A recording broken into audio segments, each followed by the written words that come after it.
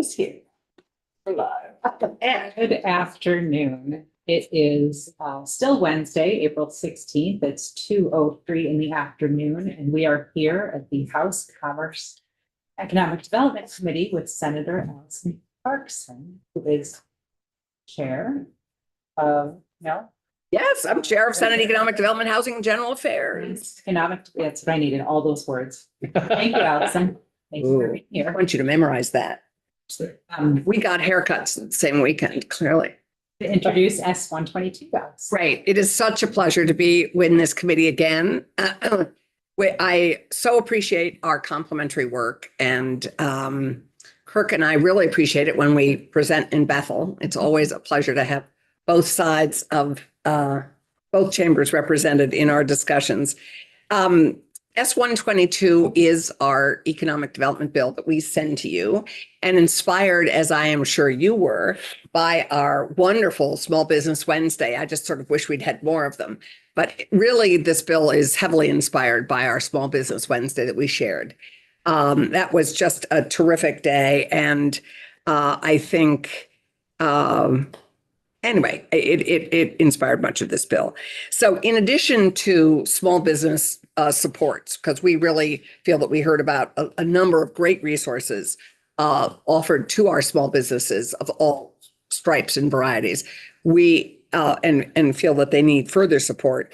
This bill also invests in our very successful downtown and village tax credit program. It also invests in continuing to build out our international trade, Vermont to Canada, Vermont to Asia, Vermont to Europe.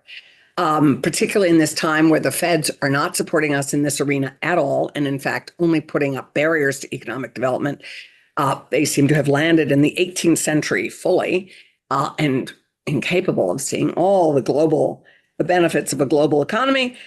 We feel very strongly that we need to be further investing in our very specific Vermont trade projects and relationships, quite frankly. It also, and in addition, we create the first trade commission, and we create the Vermont Ireland Trade Commission in this bill, which I know there's a House counterpart to it as well. In fact, the House, I believe, passed it last year, and we failed to take it up, or I can't remember how we failed, but we failed to pass it. And in addition, we create a task force to address another piece that we have long wanted to address and has been addressed in various different aspects, which is a convention center and a major performance venue. A number of groups have done very good work. There's an RFP out on it now, but we really think it's time to pull all those players together, bring all the material that's been addressed to address this issue. Is this something that we actually, how can we move forward on it? Should we not? We had asked for a task force, but we ended up scaling it back to a request of ACCD. But this committee could consider creating another task force, which is on access to capital. One of the things we heard loud and clear from the Small Business Wednesday was businesses need access to capital at different stages in their development. And we did not create a second task force on that, but we did charge ACCD with coming back to us with their understandings, because they have huge knowledge about the capital that's available in this state, but we also need to be looking broader than this state. So I think you may want to look at that again as a task force. So the first section is about the downtown and village tax credits. I hope I don't have to sell you on those. Every one of our communities has benefited from it. It leverages more money than almost any other program in this state. I think it's 16 to 1.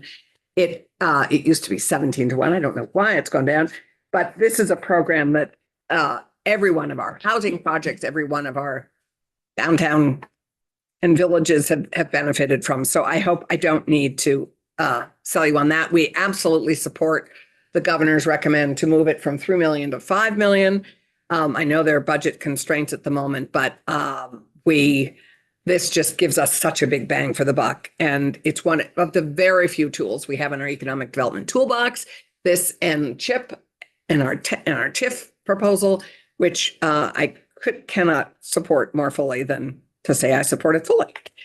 Section 2 expands services for small businesses. So this section has six recommendations for further investment in the incredible resources that we have for small businesses. As you'll recall from our Small Business Wednesday, 93 of Vermont's businesses are considered small, not by federal standards, but by ours, because of course you'll be reminded that federal standard is, I think, 50 or fewer, or maybe even it's 500 fewer. It's 500 and fewer. 93% or 20 or less. Exactly. That's what I'm about to say. Ellen has trained me so well. 93% employ 20 or fewer people. And there are over 27,000 businesses which fit this profile. These businesses employ over 77,000 people, and they support $1.3 billion in wages. And most of these businesses have benefited from the resources that I'm about to walk through. And you guys are going to get there. Many of the strong leaders in these areas are with us today. The first in Section A supports an expansion of our investment in Vermont Small Business Law Center. 17 community partners funnel their legal needs through the Vermont Small Business Law Center. And while it is not in the governor's recommend and wasn't in the House recommend, we encourage you to continue to support this terrific piece of work, which is anchored at the law school, and Nicole is here on my left. The Legal Clinic has consulted with 160 small businesses and has made 35 presentations. And while the Legal Clinic is currently federally funded through June of 26, its intakes are exceeding current capacity fairly substantially, and they are asking for $300,000 to meet the demand. And you will hear from Nicole, and she's a much more articulate advocate of it than I. Section B is the Vermont Professionals of Color Network. This is embedded. A piece of this ask is embedded in the governor's budget, made it through in large way. We actually support their additional request for $100,000 and supported it to the tune of $350,000. This helps a whole range of our businesses, our BIPOC businesses, and our new and immigrant businesses, new businesses to Vermont. It has supported in some capacity, over 800 businesses, and their current 2-year contract with ACCD expires, I think, this April, maybe this month. And this will continue them to do their incredible work, which was particularly appreciated after some of the flooding, some of the translation work they did with the small businesses that were just not able to access some of the programs that we had made available to business. And Weiwei's here, so I don't need to say anything more because she's also its best cheerleader. Section C is really one of the key pillars to our small business economy, which is our Vermont Small Business Development Center, our partner with the Small Business Administration. This is just our most trusted small business resource. And in many ways, everybody else feeds into it. I mean, everybody comes through its portal in some way. It was founded in 1992, I think. And it provides, as most of these do, no fee, one-on-one expert advice and counsel. And they are in the budget at $388, and we're asking for another $300,000. And with an additional increase, they can serve many more businesses, I think over 200 businesses. So I urge you to hear from them because they are in many ways our most important small business partner. They're the go-to place for almost every new business that's beginning, except maybe micro businesses, which I'll get to. Section D creates a resource guide. We heard from Small Business Wednesday that what they really need is a guide, a go-to guide, online guide that anybody thinking about creating a small business, any entrepreneur can go to and get all the resources they need are identified there. Section E is one of my I've always loved the micro business programs, which takes our most vulnerable, our lowest income people who have an idea and help them grow it and build it into the lawn care businesses, the cleaning services. Switchback began. It's the poster child for this program, but every one of our community action partnerships has a micro business advisor on deck. And this is really begins so many of our most important service industry businesses and just other great businesses that have come out of it. And we're asking for an additional $87,000 over the governor's recommend, but you will see that. And Section F, last but not least, and we think this would avert a number of the problems we see downstream and have to pay for in terms of employee-employer relations, better education for our small business owners. So many of them have had a great idea, but have no idea how to manage it, no idea how to grow it. And this is a proposal to help educate and enable owners of small businesses to really develop more skills and become better business owners, better managers, and just better business people. So that is that program. And again, Ellen is here to talk more about it. The third section is the Vermont Arts Council and our Creative Economy Ask. The Arts Council really, we have it in here just because we want to advocate for the creative economy. And this is such a key piece. It has its own budget line because, as you know, it subgrants to a lot of our arts organizations. But it is here just because we want to make sure everybody that the creative economy is advocated for it. We have an additional ask in here for $120,000 to create a film and media resource guide.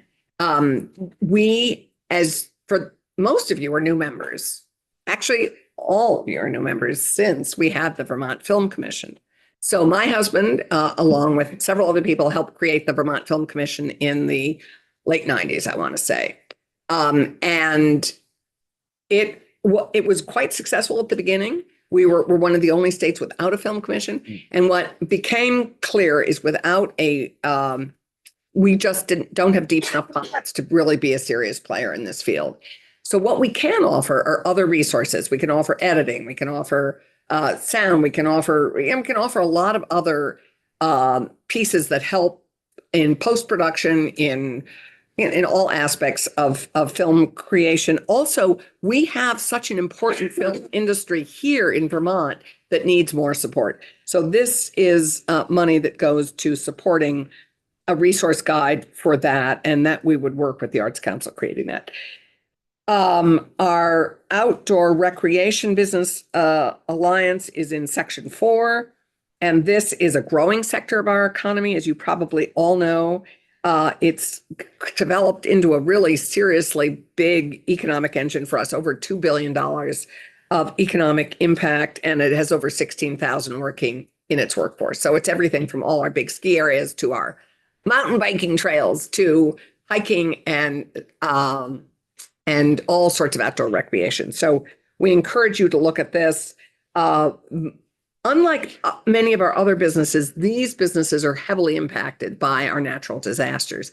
And so both preparing for them and recovering for them is a big piece of this ask. And so this year they're asking for $250,000 to expand training that targets skills needed for high demand, highly skilled and high paying jobs with technical service and workforce development in occupations that range from ski technicians to bike mechanics. The fifth expands what I referred to earlier. It expands our international trade. We've had a very successful consultancy office in Quebec that has resulted in investment in Vermont, for Canadian investment in Vermont, and Canadian businesses coming and anchoring, having a Vermont, an American presence in Vermont. We are asking, and Tim Tierney, who is better on this than I, we're asking to expand those relationship builds and trade bonds to Asia and to Europe. So I know you'll hear from Tim, but this is a $350,000 ask. Some of that is to continue the work in Quebec. Some of it, and most of it, is to create relationships and consultancies in Asia and in Europe. Section 6 through 8 are the Vermont Ireland Trade Commission setting it up, and how it would be populated. We felt very strongly that it's not a boondoggle. This isn't a giveaway for legislators. This is a working commission on how we can build trade, improve our trade relations with a country. We therefore, instead of having it all the money to finance all the members and their meetings privately raised, we actually did it by per diem and made it a much more sort of like normal legislative business. Section 9 is the area I would ask you to consider doing a task force instead of just giving this to ACCD to do. And it's the access to capital issue, which I talked about earlier. And Section 10 creates the Convention Center and Performance Venue Task Force, and just asks us to look at the feasibility of constructing a convention center and major performance venue, which we, without I'm punting. What's the name of the place in Burlington that used it, the Memorial Auditorium? What's it called? The one right across from the Flynn. No, across the foot. Come on, Burlington people. I remember the Memorial Auditorium. That's it, Memorial Auditorium, the one that's closed. Yeah. The one that's closed is like a white I- elephant. I attended many rock concerts. Exactly. So does Thomas Chittenden. So our committee, and as a former theater producer, I think this, we would love, it would be wonderful to have a major performance venue. It is another economic engine. So this task force would be exploring all those things. A lot of work has been done on the convention center idea. And so it would be bringing all those people with all those thoughts and all those RFPs into one room and trying to figure out a path forward. And the vote in our committee was 4-1, and we encourage you to take this. Feel free to do more.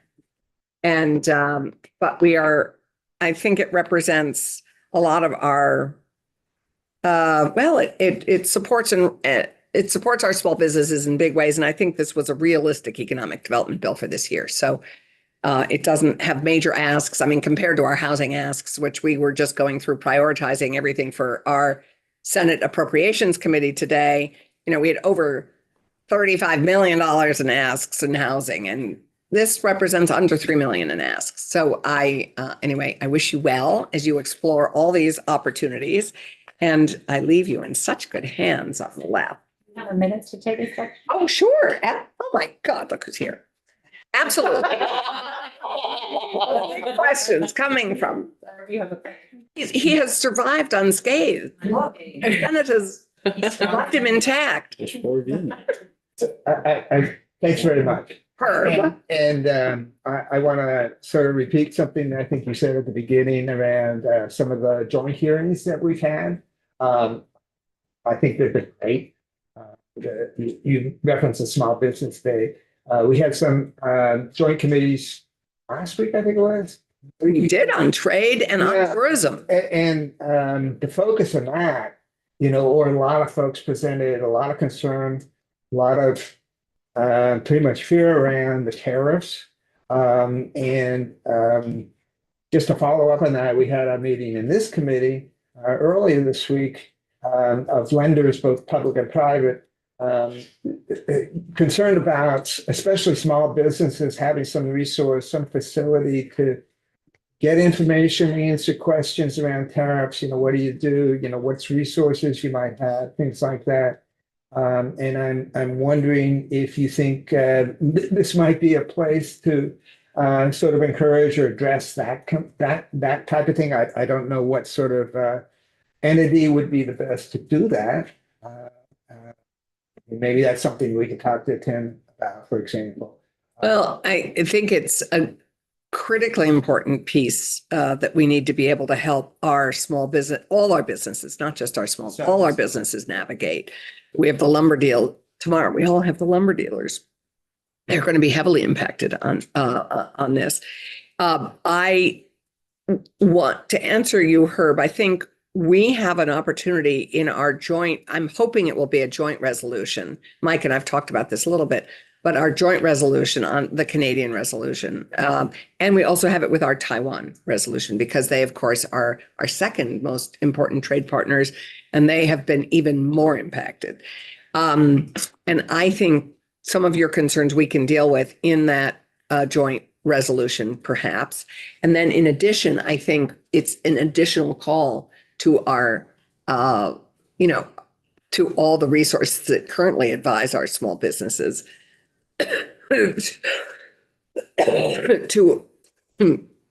be,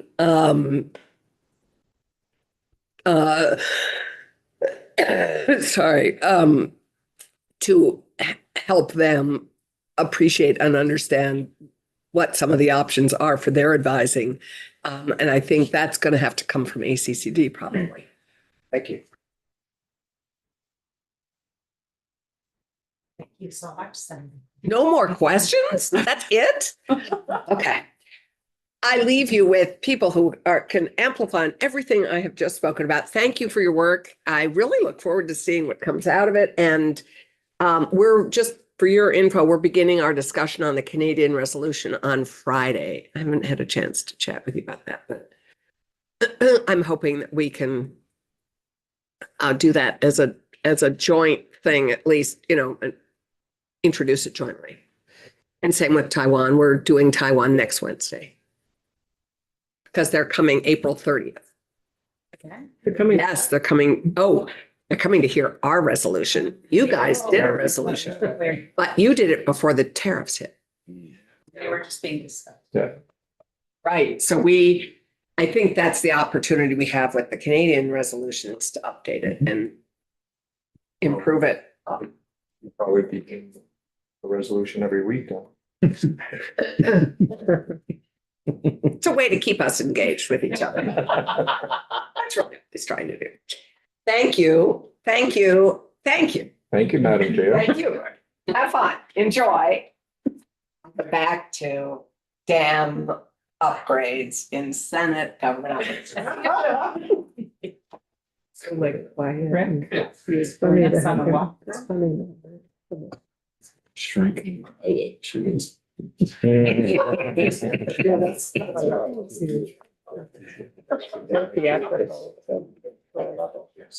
Thank you.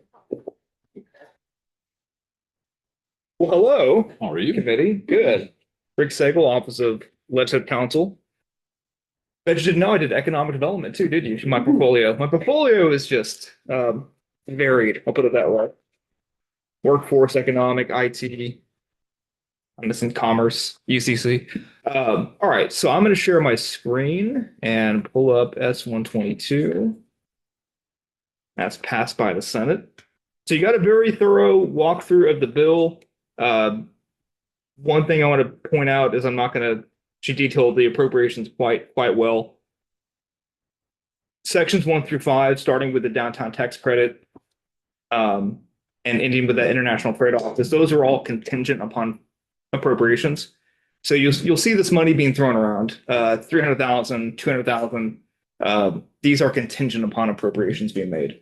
In fact, the per diems were also struck, and I'll go through that because Senate appropriations were uncomfortable, and even including the per diems in this bill. So I'm going to again quickly go through this first part, then I'll kind of slow down with the Vermont Ireland Trade Commission and a couple other things towards the end. The section 1 is the downtown tax credit, downtown village center tax credit program. The current maximum amount of tax credits is $3 million per year. This bill, this is in statute. This would increase the maximum to $5 million. This is in the governor's recommended ask, but also contingent upon appropriation. And I know you're wondering, is this an appropriation? Apparently it is. So I had that question with the Appropriations Committee. I talked to my colleagues about it. And so there would be an appropriation for it, even though it's just extending the amount of tax credit available. If you have questions about this program, I'm not the person for that. I talked to Ellen Chakowski, one of my colleagues. She could give you information about this program, but all we're doing is increasing the annual maximum from $3 million to $5 million. Eddie remembers we did hear about the downtown tax credit program a few months ago. Then sections 2 through 5, I think Senator Clarkson went through these quite well, quite thoroughly. Do I need to answer any questions about these appropriations? Some are in the governor's recommended budget. Some are increasing the governor's recommend.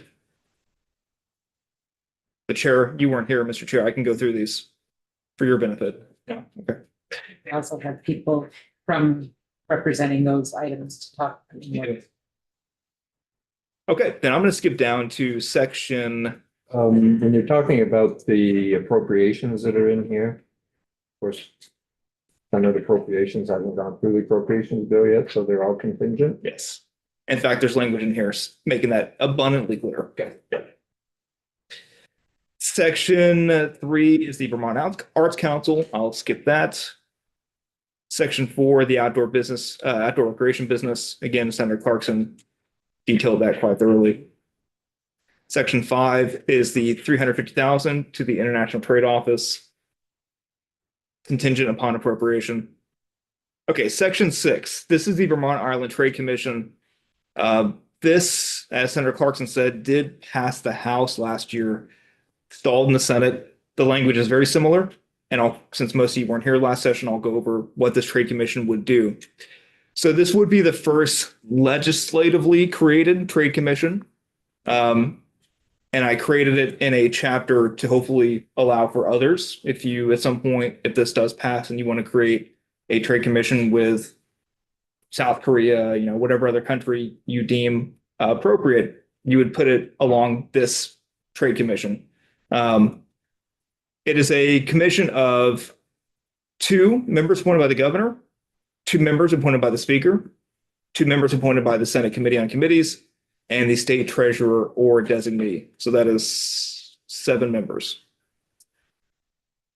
The purposes of the Trade Commission are to advance bilateral trade between Vermont and Ireland, to initiate joint action on policy issues of mutual interest, to promote business and academic exchanges between Vermont and Ireland, to encourage mutual economic support, to encourage mutual investment in infrastructure, and to address other issues as determined by the commission. So the members ordinarily serve 4 years. However, in order to have a staggered commission, so not everyone leaves at the same time, this is something that we do to ensure you're not losing all the experience and knowledge of the commission. The 2 members appointed by the governor shall serve initially 2-year terms. The members appointed by the speaker shall serve terms. I'm sorry. Yes. The governor's members serve 2-year terms, and the speaker of the House, their appointments serve 2-year terms as well. A member serves at the pleasure of the member's appointing authority, meaning if the governor or the speaker is not happy with that member can be removed. Now, more than 2 members serving on the commission may be members of the General Assembly. Vacancies shall be filled within 90 days by the appointing authority. Subsection D is very standard. You select a chair. You can create subcommittees. The quorum is a majority of the members of the commission. Okay, F. The commission shall submit a written report with its findings, results, and recommendations to the governor and General Assembly within 1 year of its initial organizational meeting and on or before December 1st of each succeeding year for the activities of the current calendar year. The report shall also include a disclosure listing any in-kind contributions received by specific members of the commission through their work in the commission in the current calendar year. So we'll talk about this. One of the things that the commission can do is raise funds through fundraising events. And the Senate wanted to ensure that any of these in-kind contributions are recorded and produced in a report. Subsection G, the Vermont Ireland Trade Commission is authorized to raise funds through direct solicitation or other fundraising events, alone or with other groups, and accept donations, grants, bequests from individuals, corporations, foundations, governmental agencies, and public and private organizations to defray the commission's administrative expenses and to carry out its purposes as set forth.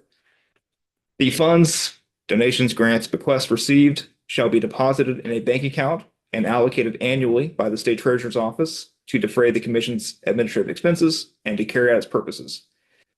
Any money so withdrawn shall not be used for any purpose other than the payment of expenses under this chapter. Interest earned shall remain in the bank account. So I want to make also clear this is in commission under the state treasurer. So not only are they going to manage the funds, they will also manage the commission. That's where they're going to be housed. Is that set up anywhere else? Is there anything like that set up anywhere else in statute? This subsection G, this is pretty unique. And Super unique. it's pretty unique. Unique. Yeah, the reason is these members of the commission aren't paid. And there's no appropriation for the commission to carry out its duties. So this was the way to allow them to operate and not cost the taxpayers money by being able to raise money. That's the idea. But yeah, it's pretty unique. So, Rick Yep. provides administrative, The treasurers. the treasurer. Yeah. It's so early on, established within the state treasurer's office. Yeah.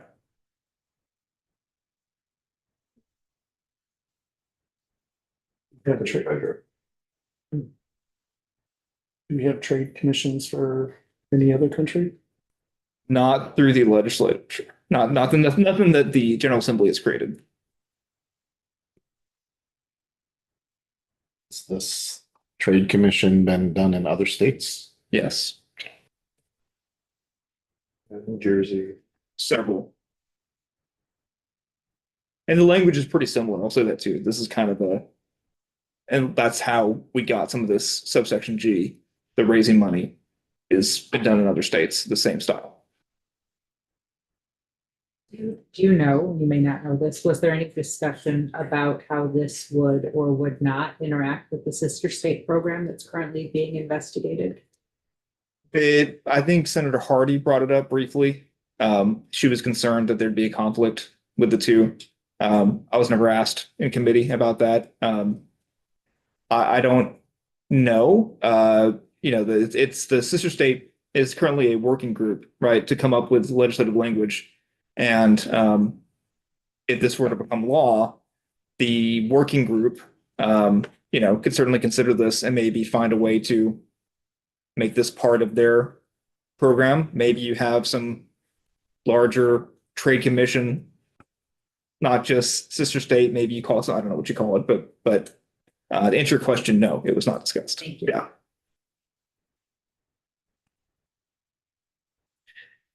The next section is the just appointment deadline, October 1st, 2025. That's when the first appointment should be made to the Trade Commission.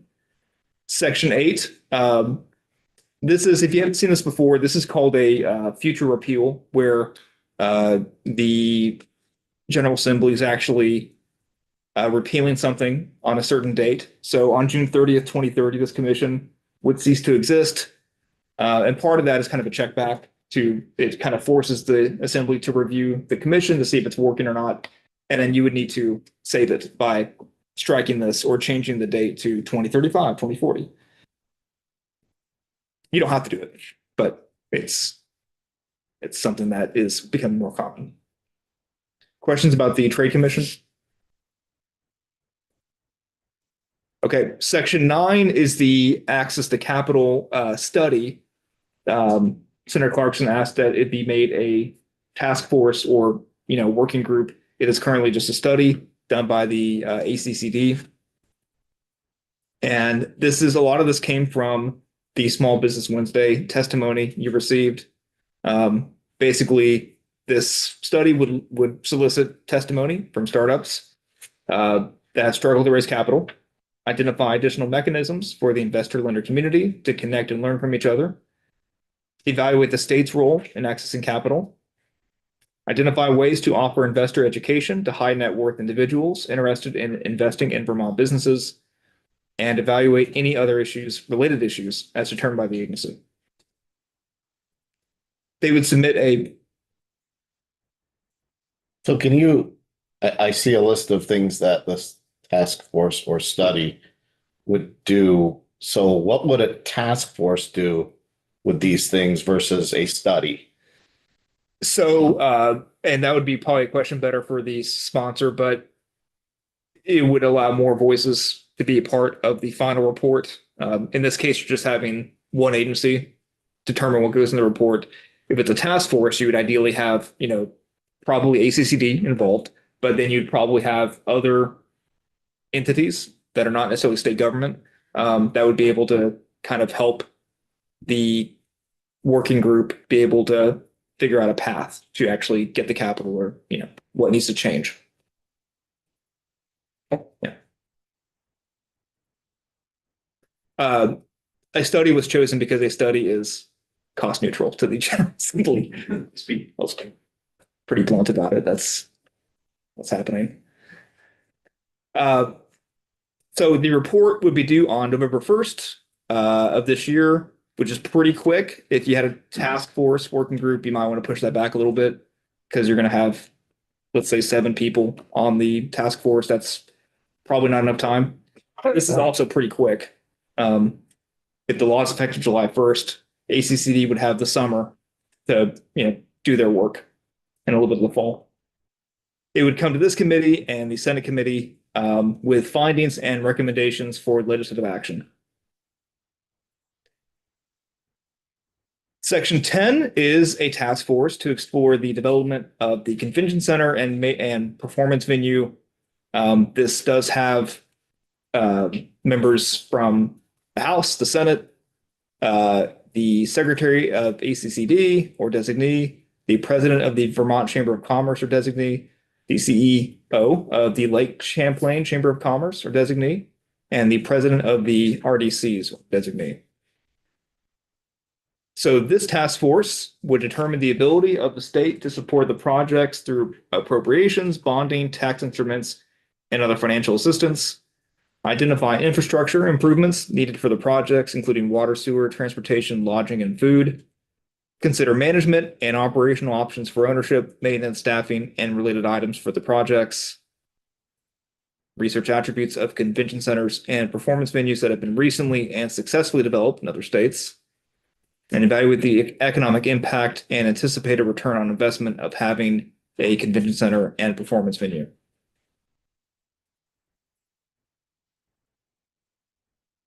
And does that imply they are co-located? No, it does not. Yeah, in fact, the committee discussed that they don't have to be the same in the same town or even the same building. They can be separate. Yeah. But you just, in the last section, implied that a study's cost neutral. Yeah. The presumption would be that task does have a cost, but I see no cost for this task. You're correct. Appropriations took out the per diem. So normally you have a per diem in this kind of thing. And there was a per diem when it came out of Senator Clarkson's committee, and appropriations removed it. So, and I said, so you're going to have people work on this commission group and aren't going to be paid? And they said, yes. I said, okay. So you can have a task force that's cost neutral. Yes. Now, are people going to want to participate in that task force and produce good work? That I don't know. And again, it could be added back in. This could be something that you could suggest it be added back in, and then I'll go to House Appropriations, and that conversation can happen there. The task force will have the assistance of ACCD because it's kind of in their ballpark. So there's an interim report due on November 1st of this year. And then November 1st of 2026 is when you have the final report, because it's a task force. Like I said, you want more time for them to meet and submit a report.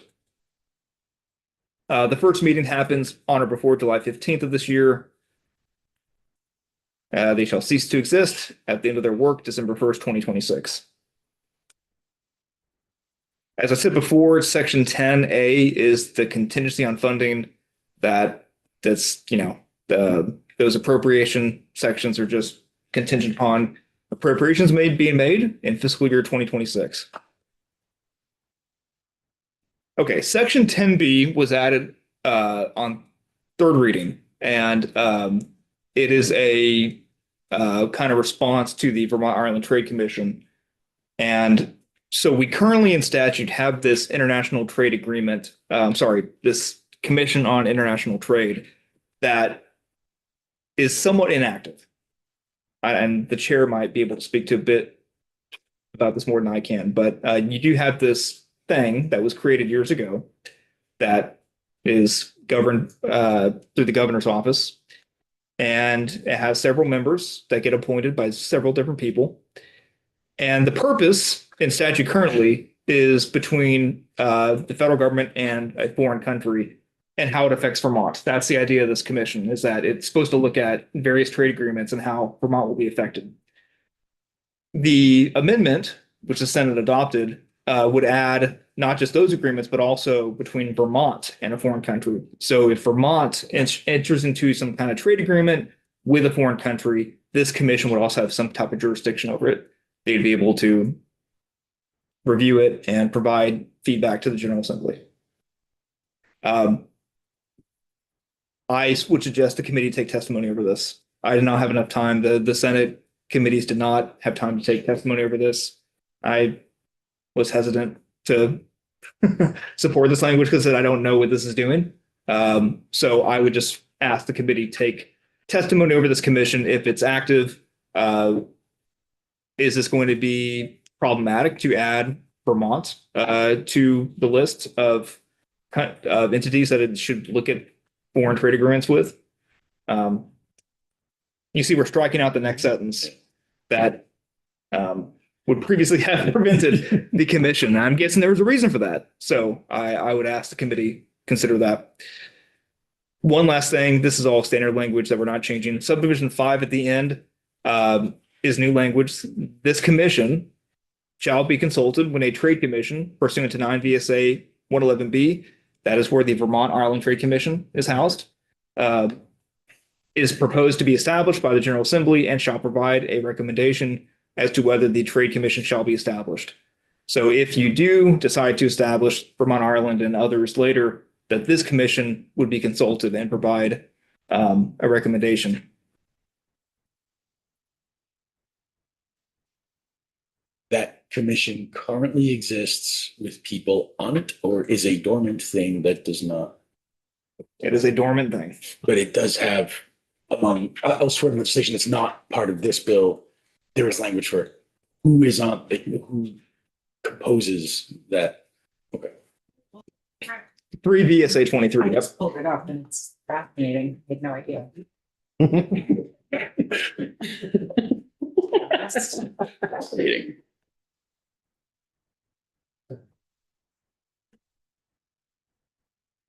Yeah, so Title 3, Chapter 1, the Commission on International Trade. So you see, you saw subsection A, that's already in the bill. How So, yeah. about that? I wasn't going to put the chair in the spotlight, but I did mention he should know about this. I'm with I you. know about it. So it would be, and the Senator Clarkson that was just in the room. And you have a nonprofit environmental appointee of the governor. I went to one meeting years and years ago. So it's 10 people. And if you look up this commission on the governor's website, like it lists the current people. It says the terms end in 2017. So that should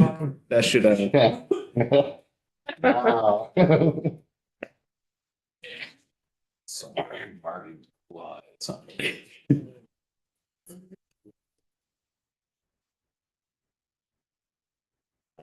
again, I don't know. I'm still trying to wrap my head around how we can have an international trade agreement without involving the federal government. Well, it'd be Vermont, right? And another state, it'd just be between Vermont and Ireland. You can have that type of agreement without the feds being involved. Does that mean we can skip their tariffs?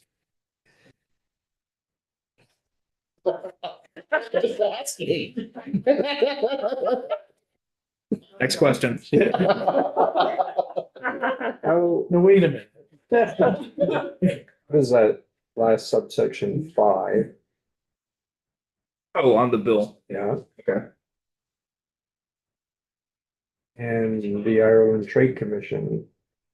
Mr. Chair, That- Mr. Chair, you brought up something I've thought about too, and I told the senator that it's probably okay. But you're right that if they're both effective on the same date, July 1st. So would this commission have to approve or be consulted on the Vermont Ireland Trade Commission? That's also becoming effective on July 1st. I would say no. But if you want to be super clear about it, you could change the effective date to July 2nd for this commission. If you think there's a conflict there, or you could exclude. But Or you could put the effective date for the Ireland Commission out a year. Yeah. oh, so if you want the commission to be involved in that, yeah. And that's what this is proposing to do, right? Right.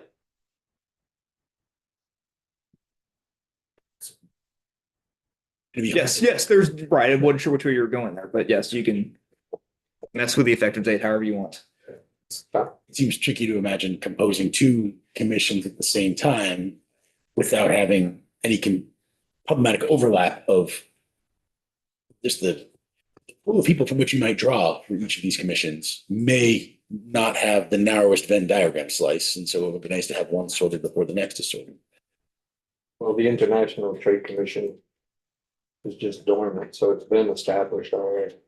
Didn't it terms on it? Well, it's dormant. So I think that you'd have to, the governor, everybody would have to be reappointed. Okay. Yeah. So the governor, except for the chairs of House and Senate Economic Development. And the governor would have to appoint somebody from all the other, So dormancy, okay. except for the Attorney General. I'm trying to make sure that I understand it correctly, that by dint of being dormant, we have a process by which these individuals are so determined, but it's not the case that people in those roles right now would automatically remain in those roles outside of the governor's appointees. Right. They've all lapsed. Their terms have lapsed. Okay. Yeah, so That's by dormant, there's nothing legally significant about that term. It's just that the governor has not appointed the people to fill out these new terms. Which, the assembly did this thing, you created this thing, and it's not being fulfilled. I'm trying to gauge your level of upsetness with that, but it seems to be low. Well, it's government. So there's that. There's also the piece of I don't quite know adding Vermont to this. Having this commission review Vermont trade agreements is new, and I'm just not sure what that means to this commission. If that was the intent behind creating it, Is the inclusion of this commission in 122 because it is on paper or because it would obviously be within its bailiwick? Could 122 proceed with the Ireland thing without addressing a dormant? So on the floor, excuse me, on second reading on the Senate floor, Senator Lyons mentioned this commission as being used to be very good. They did good work. We should bring it back. And I said, what is she talking about? And I went back and I was like, okay, this thing does. And then another senator talked to me about putting this in the bill. And my issue is that I didn't have time to fully vet this commission.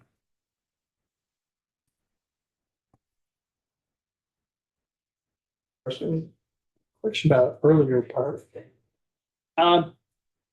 The conference center piece, and composition of the commission, the committee, the task force. Would there be any value in having the regional planning commissions involved in that, since presumably regional planning would be something one would take into consideration? Something to consider. Since they talk about putting a big thing into the middle of a community. I think the RPC should be involved as well. The RDC is on. The RDC. Good to RDCs. If they're worried about the numbers of who's on there, there are two representatives from Chambers of Commerce there. State and Champlain Valley, or Champlain Lakes region, whatever it is. Lake Champlain. Whatever it is. Don't know that we can. Don't generally name.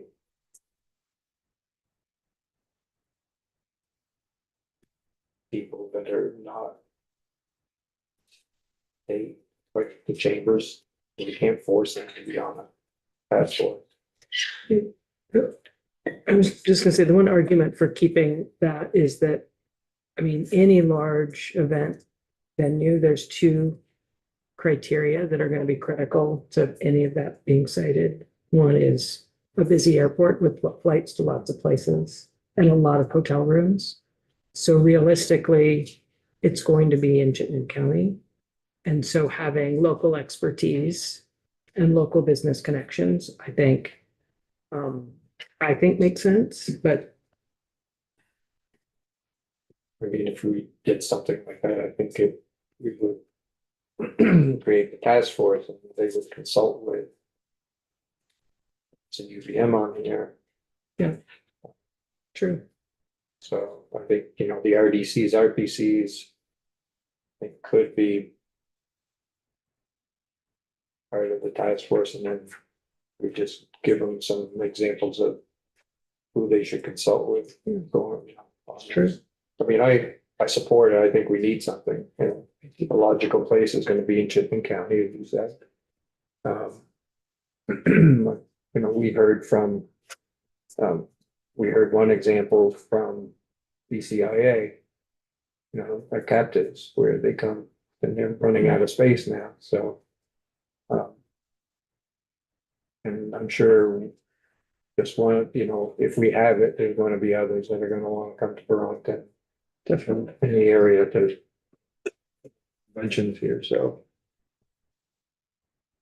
I think it's worth exploring for sure. Yeah, and there's gonna be a lot, we've got another hotel going in Burlington, there's gonna be a lot of weekday capacity, which is exactly the convention center. Anything else for Rick? Great, thanks, Rick. Can I mention just one thing? I'm not sure that were you in for, we had a hearing on Tuesday, I think it was, with bankers, public and private lenders. Were you around? No, it's not. Okay, so one of the issues that they raised was around tariff and the need for, the need for some sort of clearinghouse or facility around information resources. Can you imagine? They didn't suggest any agency or entity to do that. But I'm wondering, you know, where you think that might fit into this bill, just maybe heads up with anything else.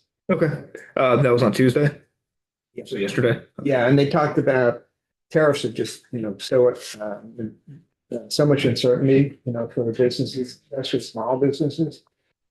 And you know, talking about some sort of there's some sort of resource clearinghouse, someplace where people could get good answers to the questions of a lot of people.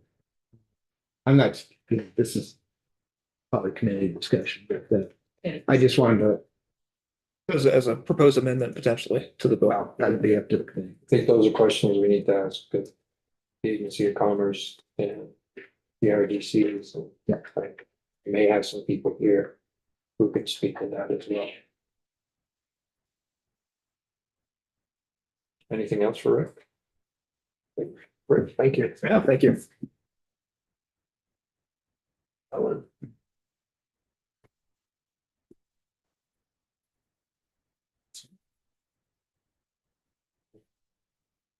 Oh, Hey. nice to see you all. The record, Ellen Kaler, Vermont Sustainable Jobs Fund.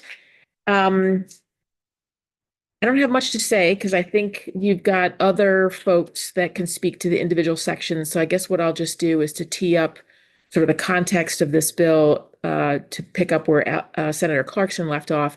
So after we had the Small Business Wednesday, I Senator Clarkson grabbed me in the hall and said, "Hey, can you put together some ideas for legislation? I'd really like to do a bill." And so I worked with the crew that helped to put the day together that we scheduled with you in January, and came up with 7 concepts we called. They were just ideas, things that came up during the course of that conversation and just known needs. We gave that to Senate Economic Development, and then they took the pieces of that concept paper that they liked and put it together in what is now 122 and added a number of other pieces. They could have been coming from other standalone bills, whatever. So what you have is definitely coming from that January 29th session that we had with you. I will just mention a couple of pieces and then hand it over to the others. I'm going to speak specifically to section 2, because that's where the concepts that we had that we provided to the committee came up. So you'll be able to hear from Nicole, who's here from the Vermont Law and Graduate School, about section 2A. Wei Wei Wong is here to talk about section 2B. Linda Rossi is on the Zoom someplace, who can speak to section 2C.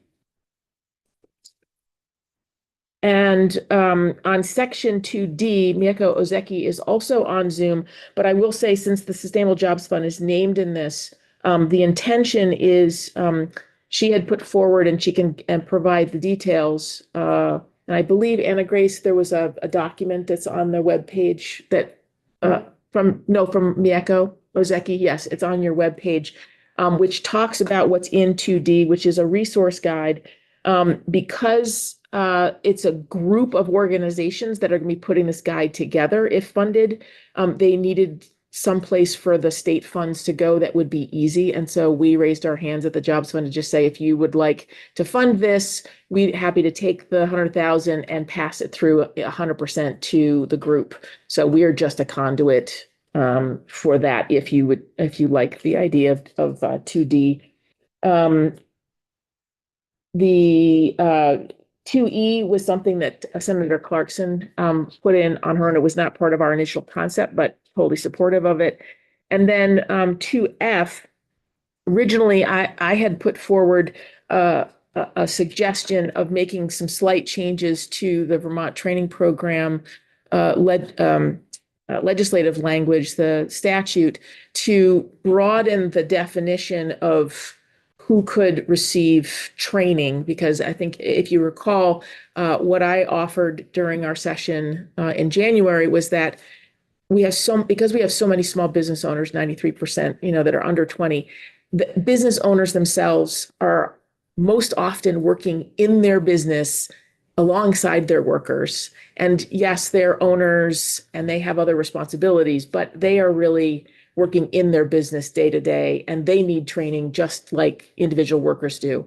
And so my initial thought was, could we expand some of the statute language of the training program to enable those funds to also be used for business coaching, like through our business coaching program at the Jobs Fund, to support business owners with strengthening and improving their skills as business owners, with the idea that if they have greater skills and leadership abilities and executive business skills to be able to strengthen and support their businesses, that's going to have a very positive effect on their workers in terms of potential the profitability of their companies, as well as pay and benefits. And Representative Duke spoke to the kind of programs that she's taking advantage of through her catering program over the years, and how that has impacted her business's ability to grow and expand, add workers, improve wages and benefits, and all of that.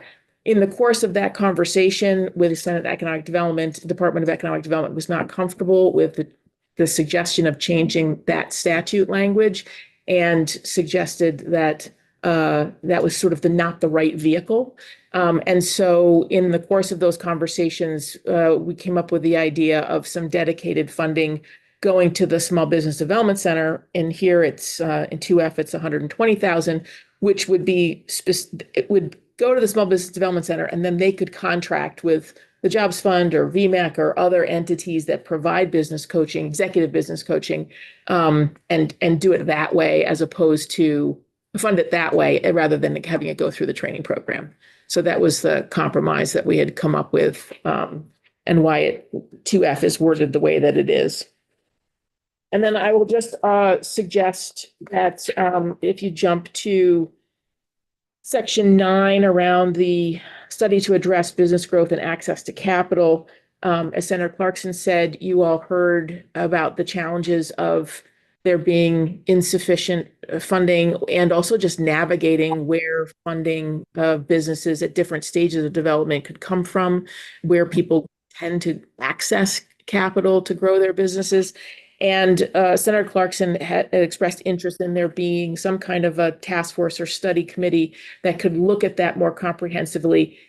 It's a conversation that's happened before, but it tends to go in like, I don't know, 5 or 8 year chunks. Like there's a bunch like, oh, we really need to do this. And we study it and then some new things get developed or greater awareness happens. And then 8-10 years down the line, we really need to do this again. So I think it's a feeling that this is sort of one of those times when getting a better handle on what capital does exist, where there's gaps, and what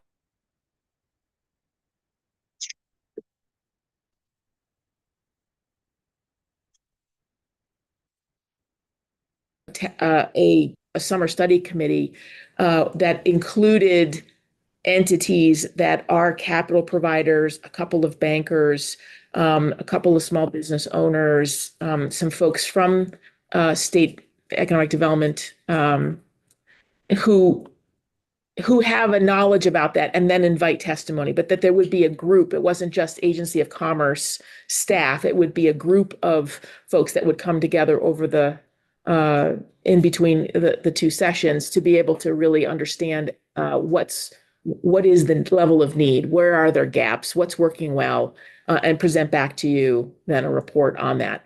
I was not in the room when the final decisions were made around stripping out, having that kind of a task force or summer study and just giving it to Agency of Commerce to do. I would strongly encourage you to think about reestablishing it as a summer study committee, because I think that having multiple entities, more heads in the room together, and then also taking testimony, it would lead to a better outcome in terms of the quality of the report you might get. Just having more named people actively engaged in the process. And if the per diem is a concern, I would say that the entities that all were named are probably entities that a $50 per diem is not a make or break to participate. So if that was really the main reason for changing it up, I would just encourage you to take a look at that. More heads are better than one on this. So that's all I've got for today. No? Think so. Yeah, thank you. Linda?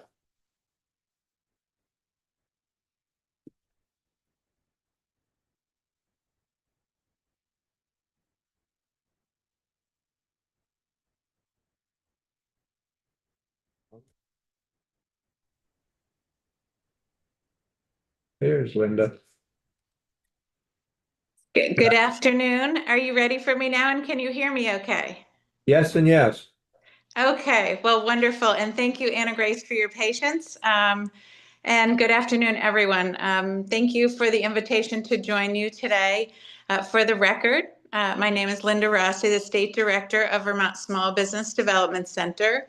I look forward to providing you with information about the increase in base funds for Vermont Small Business Development Center as described in Section 2C of S-122. I will say also, I so appreciated the time that you spent with us on January 29th to discuss the state of small business in Vermont. So the request is for a $300,000 increase in base state general fund support for the SBDC starting in FY26, which will have transformational impact for small business owners. The increase will go directly to business advising and education. allowing us to serve an additional 200 Vermont entrepreneurs and small business owners with no fee, one-to-one confidential advising as they start, grow, add employees, increase sales, reaching new customers, and prepare succession plans to transfer ownership to the next owner as they take the reins. A little bit of information that will be helpful, hopefully, to the committee. Our current annual base budget is $777,000 in federal funds from the U.S. Small Business Administration and $388,889 from the state, and that's through the Agency of Commerce and the Department of Economic Development. SBDC is a nationwide model. It's built on a partnership of government, education, and business. And the funding is from federal and state dollars and often higher education. The fiscal sponsor and the host of the Vermont SBDC is the Vermont State University, which is part of the Vermont State Colleges system. In our case, they do not contribute any cash funds to our operations, but provide shared administrative services and on-campus offices that we pay into out of our budget. Given their focus on financial sustainability, the percentage of our grant funds going to those shared administrative services has increased. And the SBDC is not allowed in statute to charge for our services. So we're not in a position to add revenue to offset increases. SBDCs have to have a one-to-one match that's non-federal to federal, with at least 50% of that being in cash. And so right now, our current state to federal funding is exactly half. We have $388,889, which is half of the federal amount, the $777,777. We greatly appreciate the funds we receive from the state, without question.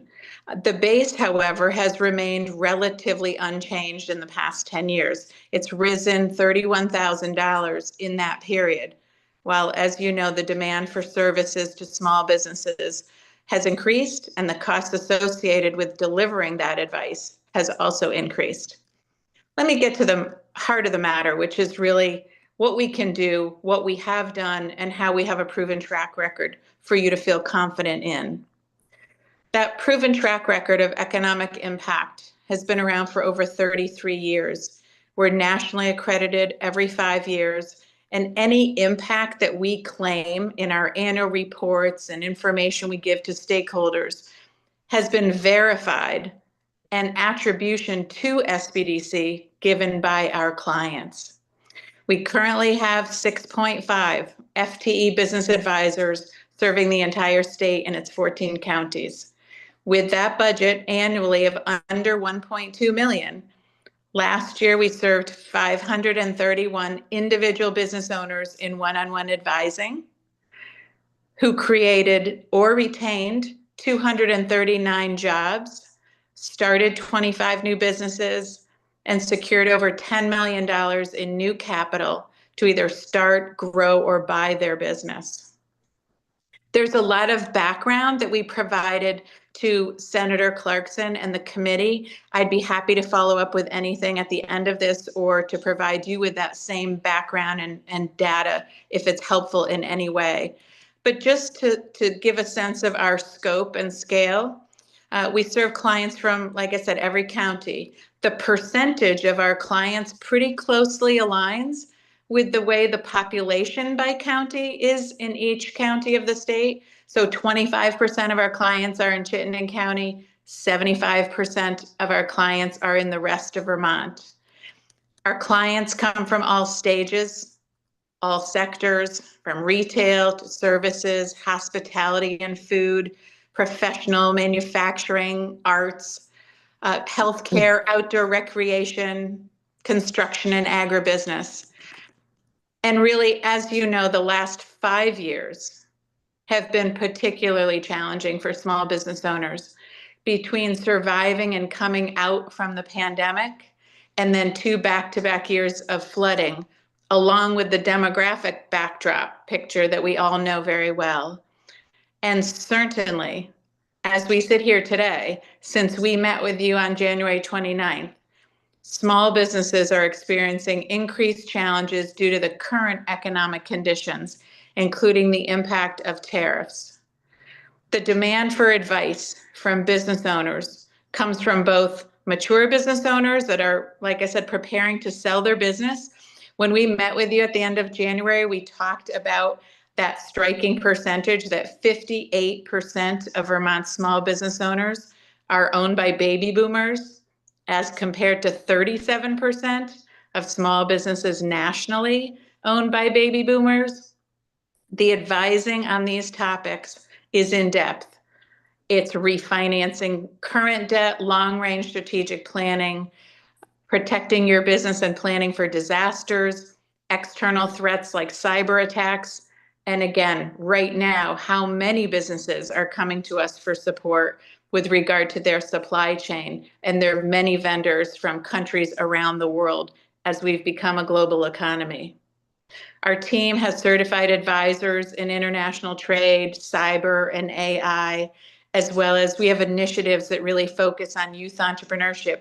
We believe that the next generation of our Vermont business owners are in our schools today, and it's never too early to start to foster the entrepreneurial spirit.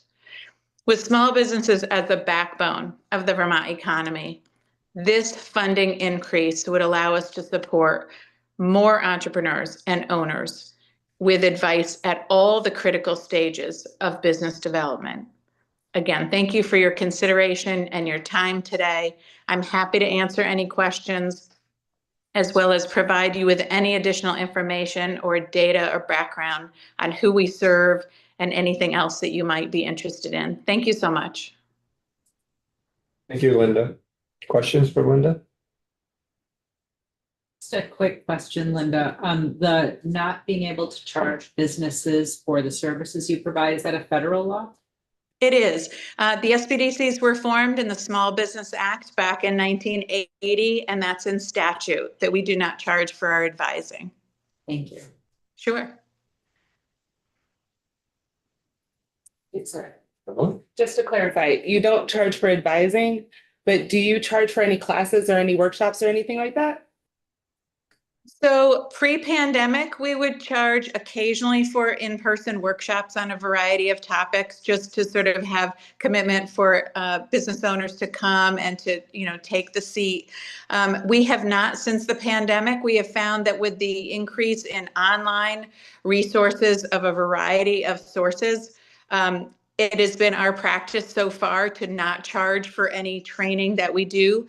We don't do as much training as some of our other partners, and that is intentionally in the spirit of focusing on what each of us does best and how we leverage the strengths of each service provider organization. So even our starting your own business live webinars that happen twice a month, we do not charge for them because we really want to provide access and that opportunity for people to get more information and to learn from them and not have to have a cost be a barrier.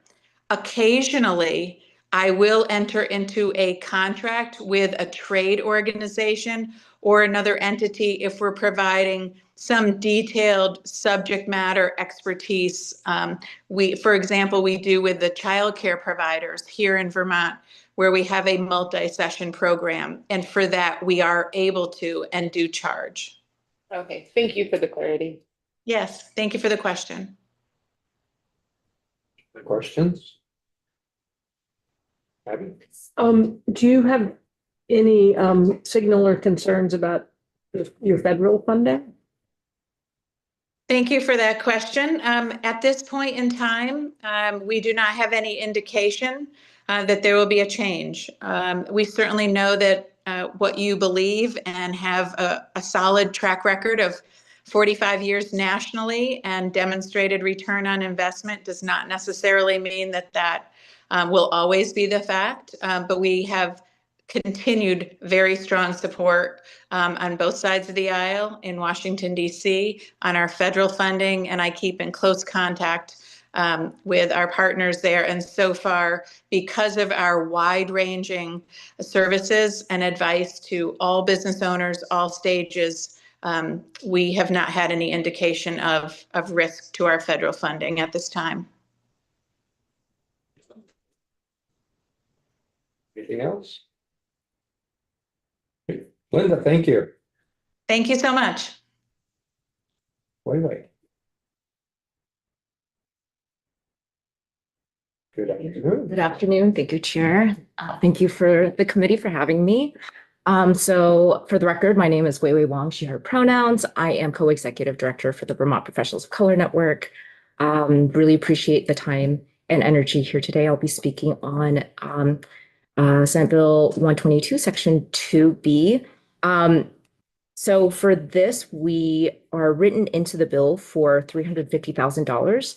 And I wanted to note that these are one-time dollars. So the governor recommended us into his budget at $250,000. And then we did ask for an additional $100,000 specifically to support business technical assistance. And I wanted to just give you an idea of what the money would be used for.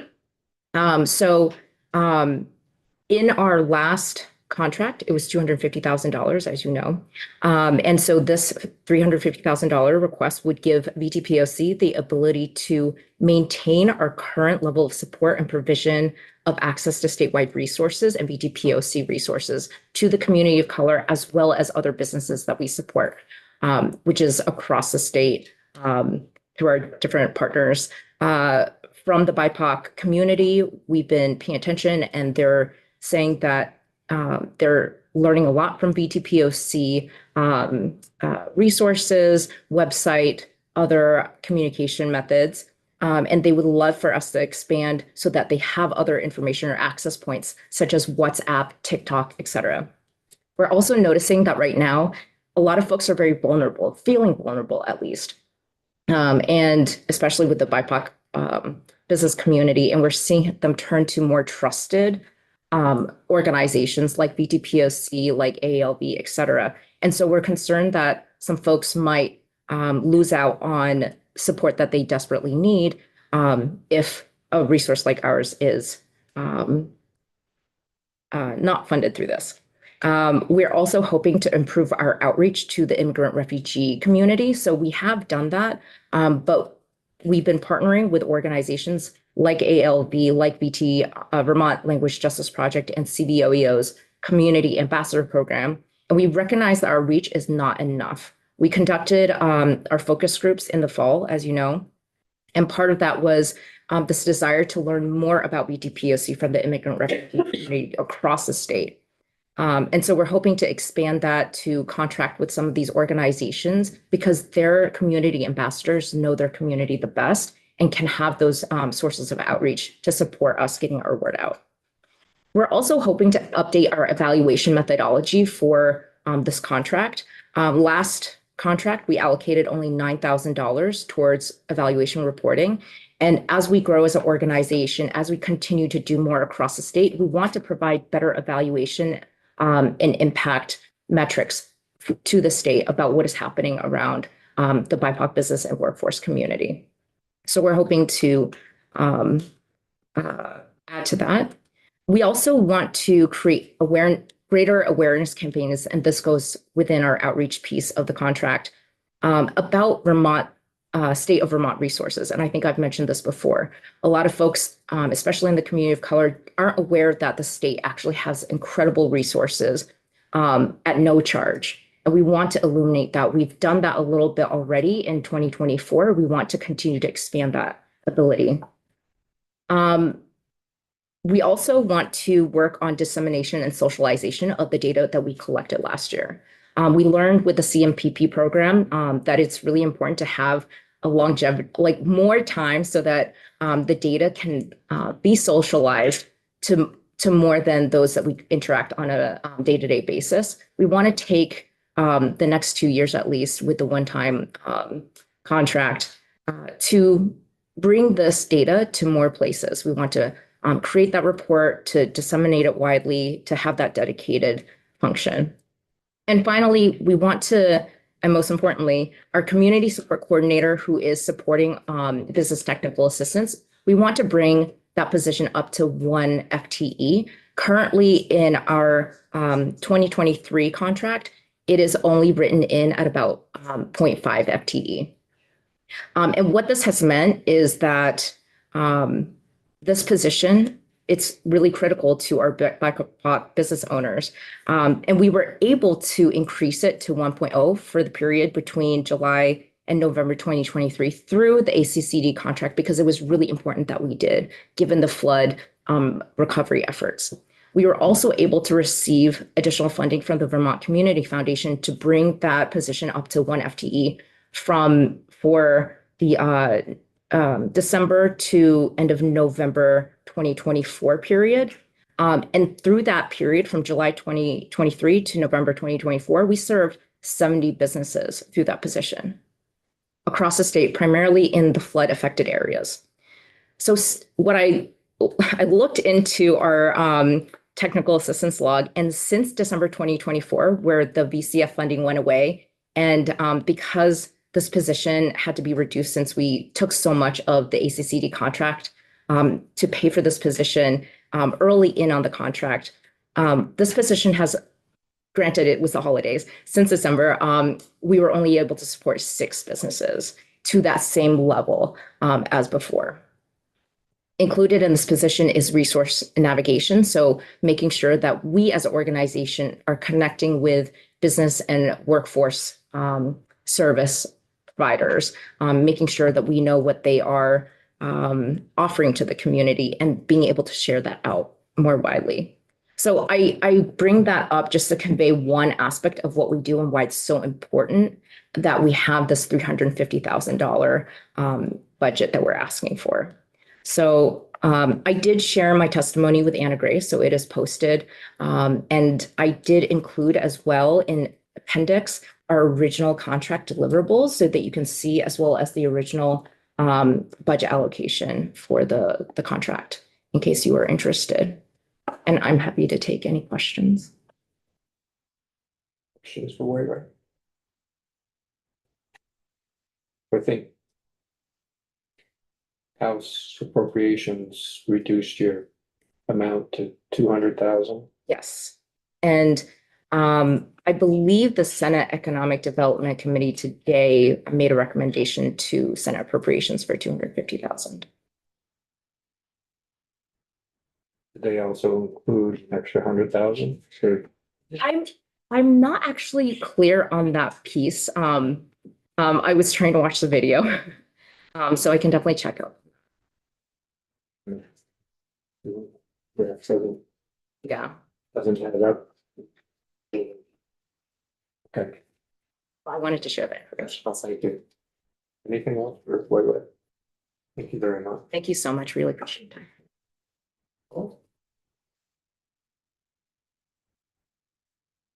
Good afternoon. Good afternoon, everybody. Nicole Kaloran, I'm the director of the Vermont Small Business Law Center at Vermont Law and Graduate School. I have some information that I wanted to share, but Zoom is being fun today. So I think Anna Grace has it and was going to post it.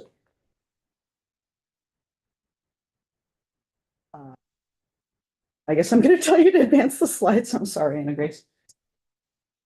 It's like one of my presentations. Go ahead.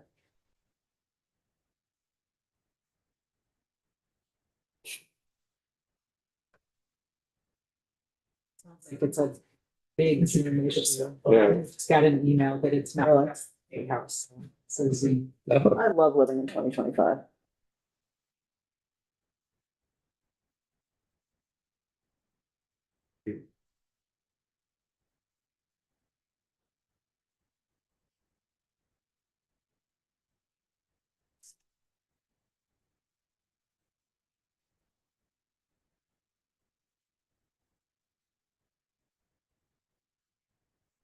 I can also just run through it if you want me to dump a bunch of information on you and save time. We all have, I'll be able to- we all have access for it. You should have access. I actually just provided this, so I apologize for, okay, here we go. Just pull it. Just do that. Okay, go ahead to the next slide, please. Oh, I have to scroll it. Oh, no, that's awkward. Okay, I'm not gonna take too much time here because I have met with you folks before. I'm happy to answer any questions if you have any about what we do. This is what we do. You want to go ahead to the next slide. We primarily provide access to legal services. We also do public events. We provide a lot of public materials as well. Our aim is to educate the public about the law, specifically small businesses and nonprofits. We work with the Vermont Bar Association, which maintains, if you could scroll up a little, sorry. It's okay. It's totally awkward. They maintain a panel of attorneys, firms that take referrals. They take a low bono rate, $75 an hour. We'd like to raise that a little bit, but they take a reduced rate. They take a client on, a small business client. They have gone through our program. They've gotten an education. They understand the law. We've spotted the issues that they need to learn about. They go to the attorney. The attorney gets paid that reduced rate for up to 10 hours of services. Business gets that relationship started. They get their needs met. 10 hours covers quite a bit, as it turns out. Coordinated by the Vermont Bar Association, they are our primary partner. We could not do this without the VBA. They're absolutely critical for the successful delivery of legal services here. Go ahead. If you could scroll down, please. These are our community partners that Senator Clarkson mentioned that worked with us last year. A number of development partners, and also we work with incubator and accelerator programs across the state. We do a lot of programming and content. We have relationships with several of them to take directed referrals from them. This is the people that are sending people to us, and they're also the ones that we're doing a lot of public content with. Scroll down, please. These are the numbers we served last year. Had almost 300 intakes from businesses that are asking for legal education. We did 150 consultations, placed almost 170 with attorneys or are in process of being placed. 80 plus educational presentations around the state, and there were 39 that were signed up for an educational consult through the middle of this month, in addition to the ones that we had up there. This is the entities that are asking for services. Most of them, as you can see, are LLCs. There's a little column here that's uncertain. That's mostly people who are sole proprietors who are thinking about becoming an LLC. We serve a lot of nonprofits, and you can see there's sort of the alternative business entities down there we serve fewer of, mostly LLCs though. How many employees do they have? You can see the spread here. The number here does not match the previous number on the screen. I apologize for that. I'm not sure why, but 51% of the people that we tracked here that we had information for had at least one employee that are requesting services. These are the topics we talked about. We are all over the place. This is fun for my students because they're law students or master's students, and they do a lot of issue spotting. Here's a real live person with a business. What do they want to hear about? So mostly contracts and entity, you can see. There's also contracts, entity, liability, intellectual property. These are our big ones. These are the ones that most businesses have questions about. They don't understand. They need a basic education on to stay in compliance, to make sure that they're protecting their assets. We cover everything though. We really don't hesitate to cover any legal topic if we can educate the public about it. I'm not going to go through these in detail, but I bring it up because these are the areas of need we have seen in our consults. These are the areas that the public could use some additional education in, based on the questions we've received, repeated questions, focus on concerns and anxieties from the business community. This is where they're sitting in the last year. Go ahead. Next two slides demonstrate that we have a lot of intakes coming in. We have the need does not seem to be slowing down. The public is learning about us, our partners are referring, and the consults and the requests are just going up pretty steadily. So current operating budget, we are currently on a congressionally directed spending grant that expires in 2026. We have a small contract through BTSBDC for the State Small Business Credit Initiative. That's about $94,000. We have a very slim operating budget, would allow us to serve about 150, 160 businesses a year, 35 presentations per year. At 600,000, we're asking for half of that. Half of that allows us to open up matching funds. It allows us to access things like Northern Borders Regional Commission, to try to expand our services, to try to meet need, really allows us to continue this programming for the state. I'd be happy to take any questions. Perfect. I think you probably mentioned it maybe before or earlier, but what's it matching to? What program would it match with? So currently, we have we had 1.274 million for a 3-year program through CDS. We're coming from congressionally directed spending funds. It's administered through SBA. So that was something that Senator Sanders' office helped us get. That helped us for 3 years, and so we're sitting on the last year of that. We also have that $94,000 contract from SBDC. That's the end of our funding. We have to fund ourselves through the law school. As it turns out, a clinic, which is what I run at the law school, is extremely expensive. They can't carry our budget. So we have to fund ourselves. We can hopefully get some state funding, and that would open up matching funding for other grants is what we're hoping to have that baseline. I want to mention tariffs because that's something that we have seen come up as well. Representative Ballant's office contacted us asking if we had any experts. We don't currently, but that is an area of content we would like to be able to fill. To be able to educate the public, either webinar or some sort of event. What is a tariff? How does one get one's products registered for favorable treatment? All that stuff. So to answer your question earlier, we are uniquely positioned to be able to address those issues. We're in a neutral position. We can provide neutral information. We're not the AG's office. We're outside of the government.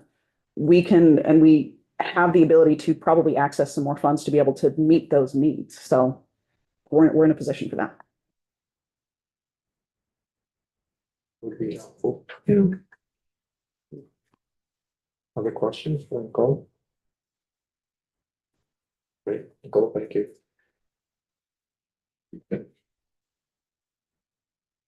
Nico? Online? Good afternoon. Good afternoon.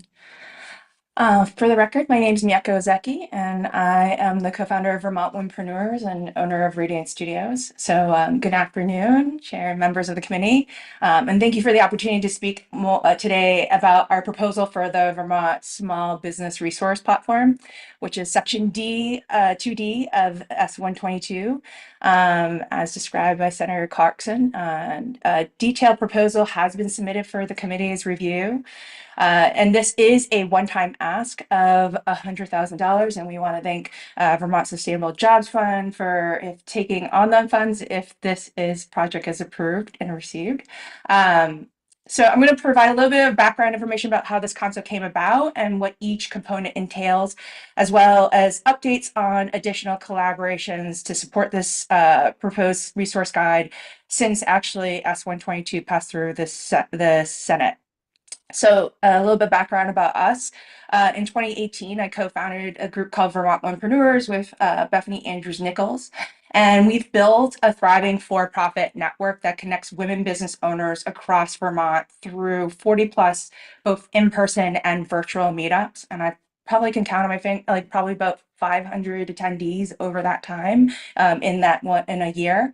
And our summit, which we have annually, draws over 250 attendees. We have a social media following of over 14,000 followers and 3,000 newsletter subscribers. So we've naturally evolved into an information hub for the small business community. As a quick side note, this week, Vermont Womenpreneurs just won the Citizens Bank Small Business Community Champion Award.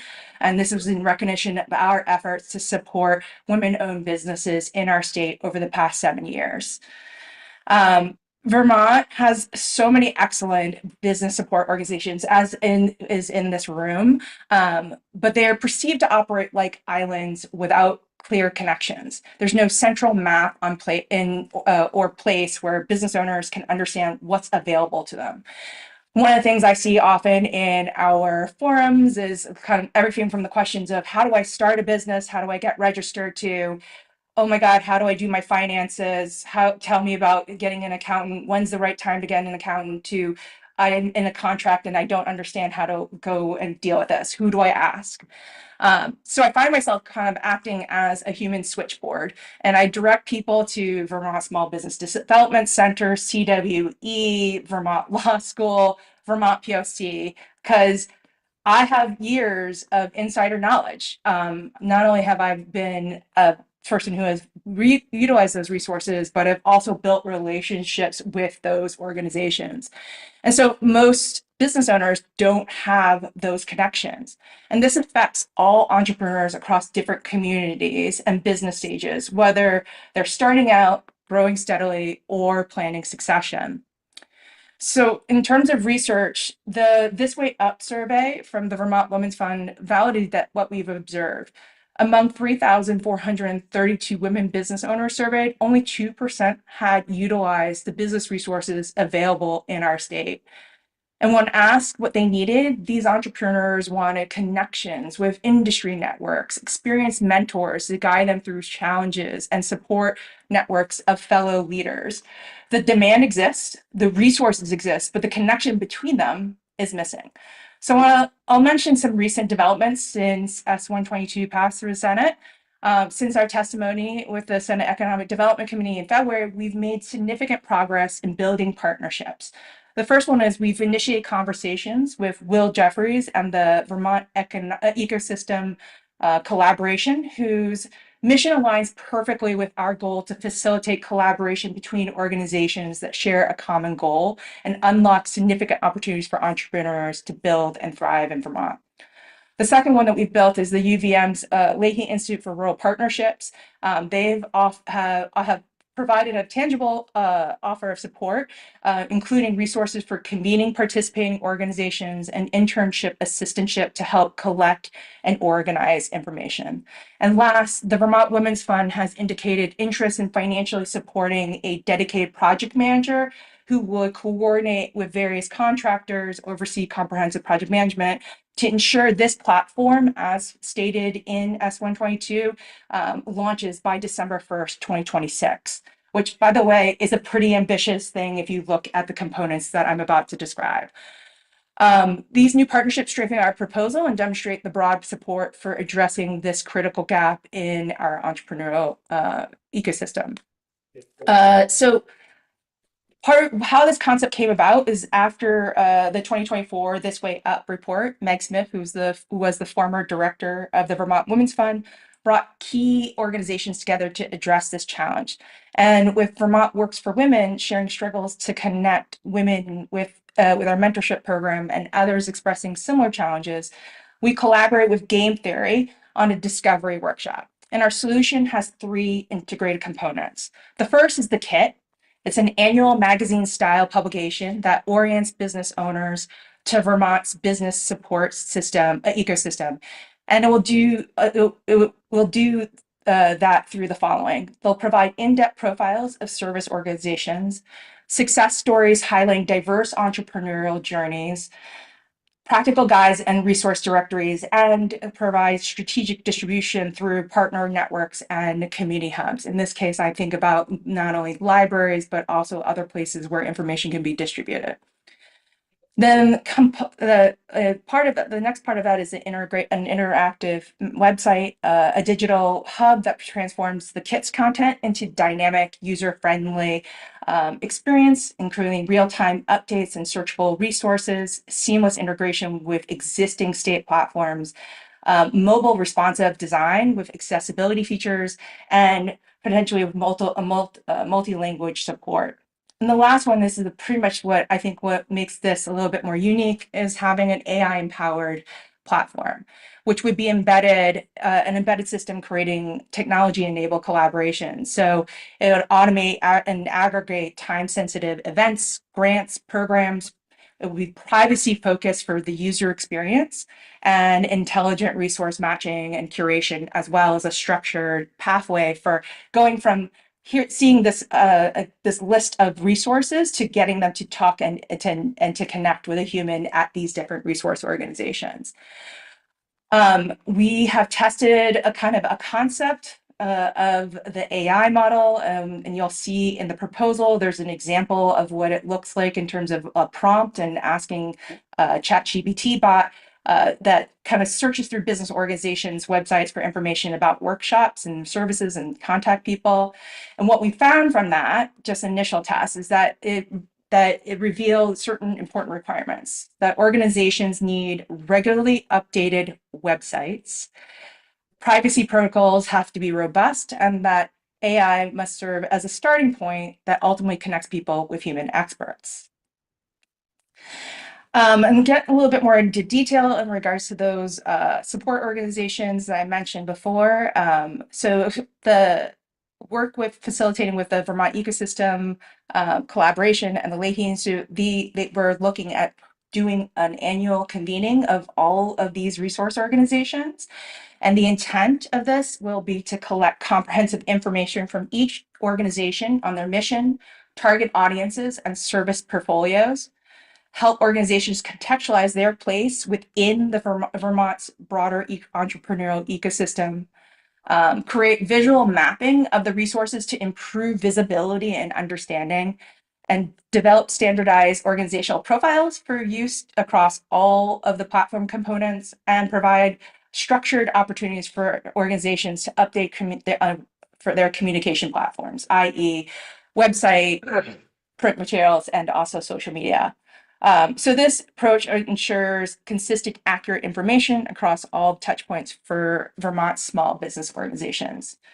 We were asked about a sustainability plan. So in this case, what we're looking for is a one-time request of $100,000 to just go towards building this platform with a clear sustainability strategy. We're looking to expand our coalition of business service organizations contributing to the kit.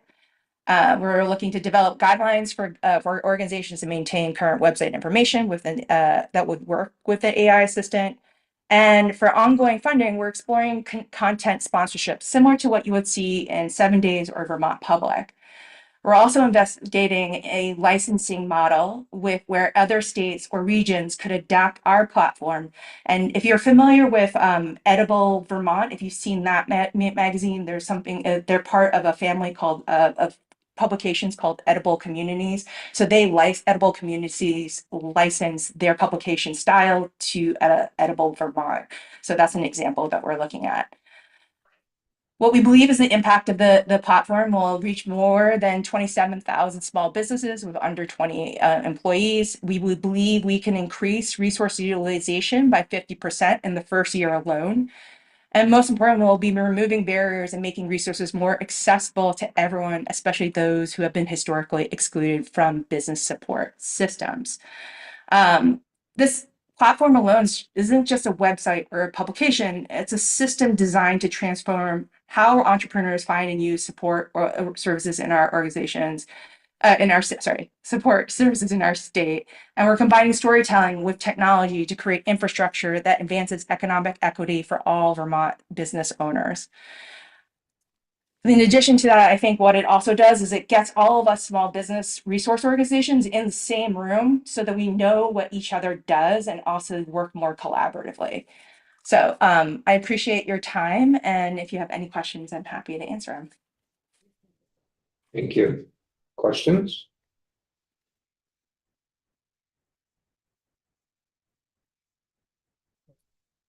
Or, no? I think we're good. Thank you. Thank you very much. Thank you. So I think because I need to have some conversations with appropriations committee to see how we advance any of this possible. And we'll go from there. I think right now, Chester, hot piece on our minds right now. Once I get a better understanding of how we can move forward, then we'll go from there. I was in the Senate Appropriations Committee room last Friday when they were doing the walkthrough of all the one-times and the base changes. Chair Perchlik did mention S122, that he knew that this was something you were all going to take up and that there was a dollar amount that was going to be requested. So it is on their mind. So I just got to put it on my side. And I mean, in the end, if anything happens, it might just wind up going right into the budget. So we'll see how this all works. But we have more questions. We'll certainly be in touch, and hopefully we can do something. It would be nice. We haven't had the luxury of spending much money on workforce this year, so see what happens. thank you for your time. Thank you very much. Committee, I think we're done, so I'll take back 15 minutes.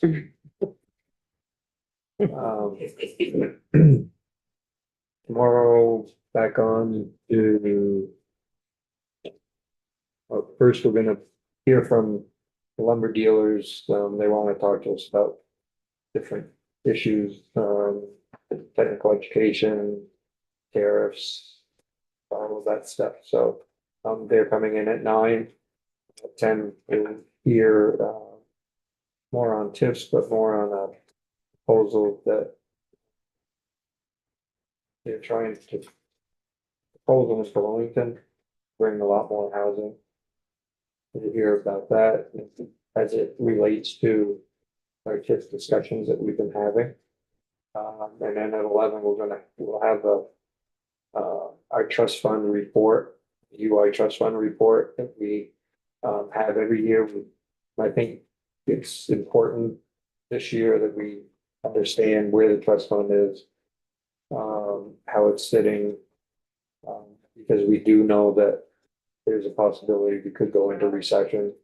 And generally during recession, we have high unemployment. We want to make sure our trust is up to the task of taking care of people if they lose their jobs through no fault of their own. And we'll have lunch, and again, we'll be having lunch across the street and invited, so those of you but Anna Grace knows she'll be there. We'll give you some. Let's see, we'll do a walkthrough of 205 tomorrow afternoon, which is the non-compete bill. So there's a possibility that we could merge that with this bill 122. We'll get a feel for that. So that's it for today. And Friday, the plan is that we're done by noon.